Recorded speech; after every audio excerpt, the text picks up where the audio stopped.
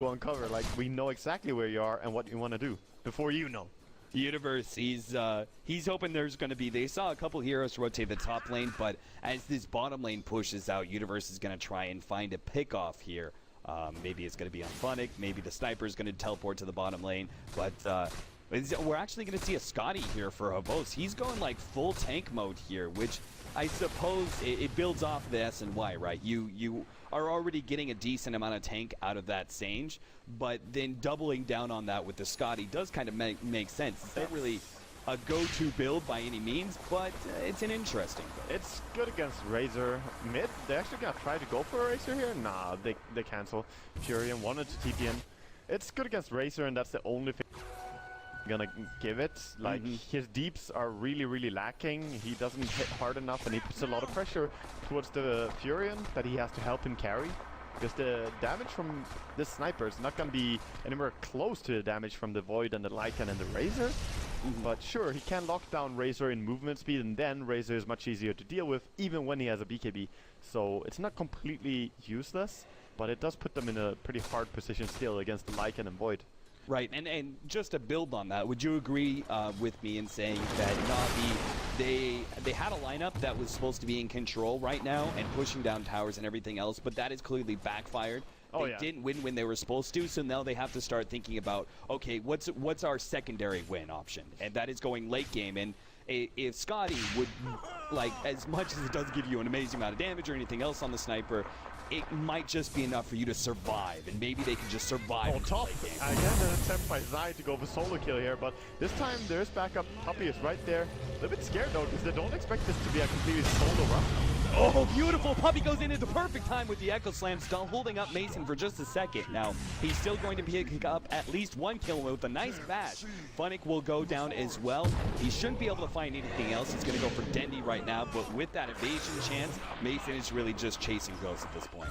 Yeah, pretty much. And on bottom now, we see again the split push coming out as well. Meanwhile, the fight actually continues up here on top. I think they need to go down and defend. They can't really let this happen once more. Yeah, Dendi already making his way to the bottom lane. And him by himself, though, is not enough to really scare Evil Geniuses that much, so they're still going to get in a couple extra right clicks. In the meantime, EG seeing that rotation to the bottom lane, seeing more heroes being committed, they're now going to go for the top lane push, which they'll probably get. Yeah, this should be a tower. Glyph is already used now because of bottom push. And Razor and Lycan, look at them. They take that tower in about 5, 6 seconds. 5, I think. Ridiculously fast, two of them together. And of course, Rasta is alive again. I like the fact that Zai is just looking for these pickoffs non-stop. I said he was gonna get his refresher. Maybe not, considering how much he's just looking for kills and sitting in the tree. But whenever he jumps like that, he forces something to happen, and that's what sets the entire motion there. The bottom can push in on a tower, and they can force kills on top to happen. So even if he might die for it, it's still worth it. Yeah. Even if he doesn't die, even if he doesn't somehow get the kill, it's still that psychological pressure of, okay, Shadow Shaman has tried to jump us once before.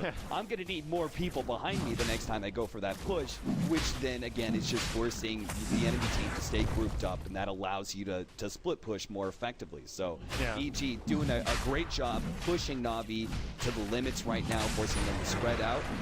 And with all the map control they have, that's going to be Roshan number 3 going their way, and that also means Cheese is going to be picked up. Yeah, no contest. And right now I'm looking at, and I'm just not feeling the build from most in this game. Like, he has 1400 and 1400, that would be nice. 148 plus 28 damage, and he just doesn't hit that fast either with his build.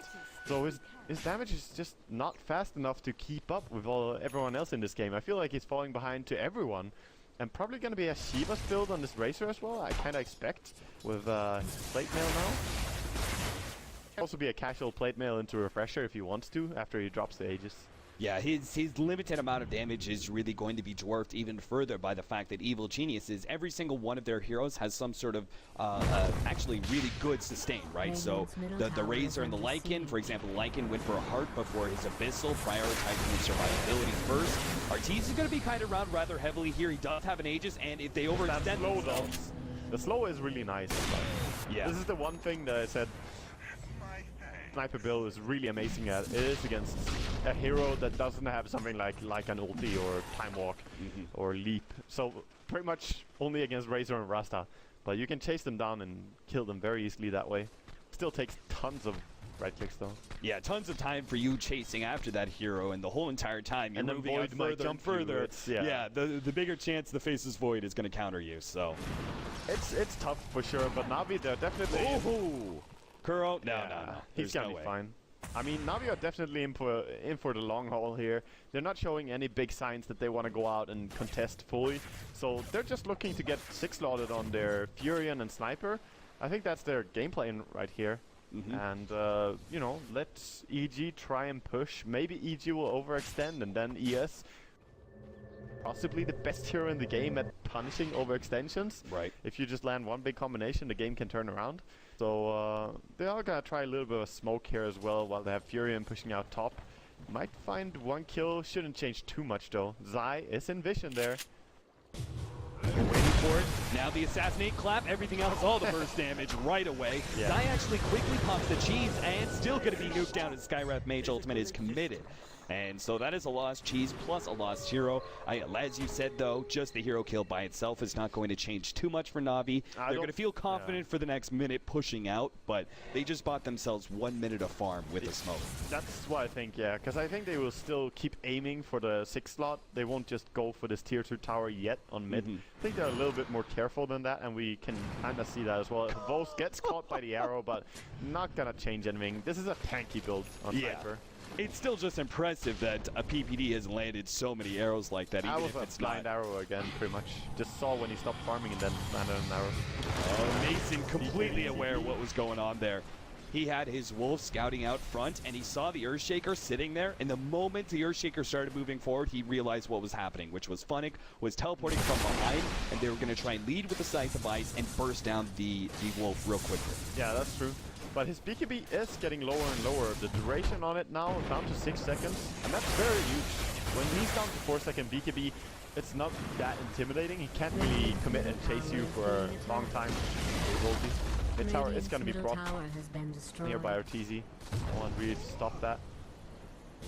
They have to be careful now because EG, they're grouping up, looking for anything they can find. Yeah, you were talking about how Na'Vi have just been waiting, kind of trying to farm up, go for the late game, waiting for an overextension. The problem is, Evil Geniuses are very familiar with this position they're in. They've done this time and time again. They always draft kind of greedy lineups, and they love going into late game like this because they are very good at being patient, sitting back, and farming. You could see they haven't really, despite the gigantic gold advantage that they've had, over 15,000 even 5 minutes ago.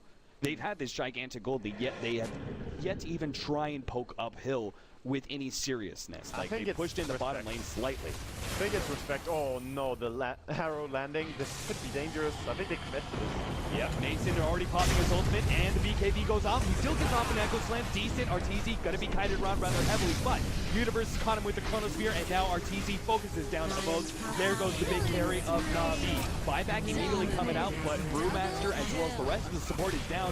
What can a sniper do by himself? He finishes off the Aegis on the Razor, but Evil Genius is still in a great position to not only take this mid-racks, but they could probably end the game right here. Yeah, they could. I think they definitely could just go and take 1 more racks at least, but they do TP top to just defend with the Lycan and don't really want to continue too much without him, but they're gonna go and poke here. Might be able to bring down racks as well as Void is very strong. We do have a buyback on the Brewmaster, and I think this is the best opening for Na'Vi. If they buy back and force the fight, they need to catch some heroes though, and that's the issue. EG have so much good disengage. Arteezy is naturally fast, and every one of the other heroes has a blink mechanism. Oh man, forcing the buyback and then getting out with everyone. This is such a massive win for EG. And now we're beyond graphs. Like, never mind that. This was a huge win against Na'Vi. So I think at this stage, well, gotta try and go for on Volst here as well. Zai, that's so aggressive.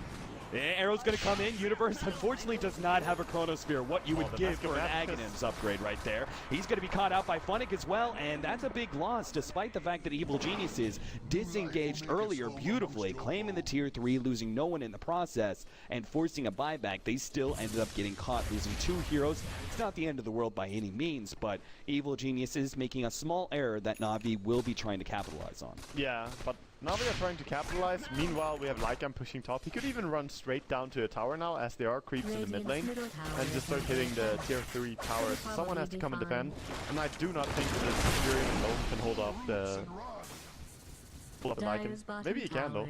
Yeah, Very Mason. careful. He has butterfly.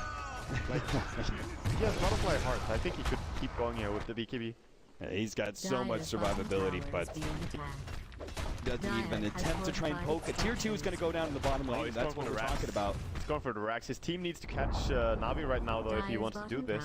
Else it's too risky, and he's gonna back off. If they TP down bottom with like Zai and try to just catch EG, he could have raxed them there. Who has a gem? They actually see Arteezy there for a second. I think they saw him pick up the Invis rune from... Yeah, they saw the... Actually, how did they see him? I'm looking around, I'm like looking for some sort of There is a sentry vision. down to the left, but it's not far enough. Yeah, I looked at it too, and the radius is just not big enough for him to have been in it. Maybe he was, and I'm just blind, but I'm pretty sure he was not in this radius. I'm gonna call Puppy 6 cents. That's all. The puppy senses are tingling. Yeah, Is that what you're saying? Puppy senses. That's all. Well, Evil Geniuses are probably waiting on the next Roshan, get the Aegis, get the cheese, and then they're probably going to go for that last push. I don't think they are really expected to wait too much longer.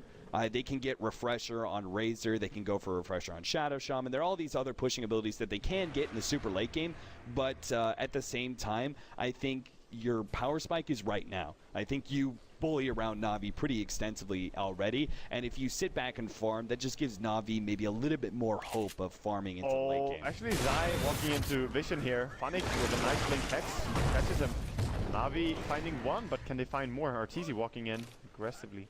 Yeah, that's what I really want to talk about right there, is that you push this game later, Na'Vi will find the openings to poke and prod at you, and maybe actually find that opening in Evil Genius's armor that allows them to go for a somewhat lethal blow, even maybe claiming a rack. So they're actually going to go on the offensive now. Looks like Na'Vi. Na'Vi are desperate. They need to go and push. Like, they know they have exposed racks, they have lost racks.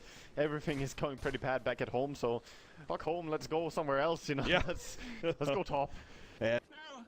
This is, I agree, completely Very desperation. damaged already, thanks to Furion's push earlier on.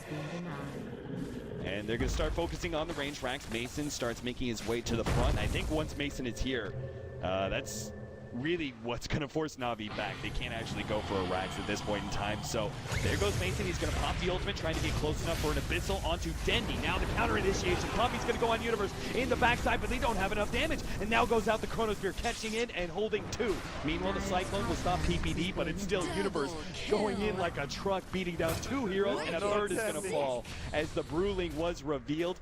Avost dealing with Mason, but he's so tanky with the butterfly heart that there's no way they can stop this. And well, Na'Vi, they went for, you know, a chink in the armor of Evil Geniuses and end up just getting rebuffed entirely. 3 heroes going down, and EG quick to take map control once again. Such brutal team fights though to watch. Like, there's so much going on from EG. BKB on everyone. There's Mjolnir and stuff from Void. He has so much items. Mjolnir on Razor as well, because why not? And meanwhile on Na'Vi, they're just struggling with so few items that the teamfight is pretty much impossible. This is going to be a 3 versus 4. The Brewmaster does not have a buyback, so Evil Geniuses can try and push in right now, but they'll be fighting up against the Earthshaker as well as the buyback from the Furion. So they'll probably wait, I think, for the last 2 wards to join them. 40,000 experience ahead right now. Like, easy. 40,000. Oh, there it is. Beautiful Chronosphere from the Universe as he locks in 3. And Mason is even going to be able to beat down Havos. That's the kind of beautiful Chronosphere you need to end the game right here. Mason even going for the dive on the Funnick, but sure enough, GG is called by Na'Vi. And Evil Geniuses keep themselves pretty firmly in the top 6, while Na'Vi, I think, lose a little bit of hope for that top 2. They're both actually going to go 4 and 3 now, and both of them are in the middle, but still, Evil Geniuses coming out on top against Na'Vi. Pretty convincing win by them. Too. Yeah, very convincing actually. They played well. I think they drafted well. Na'Vi, they did let this Lycan go through, and then, like, if you do something like that, I wonder what's your solution to it. Then they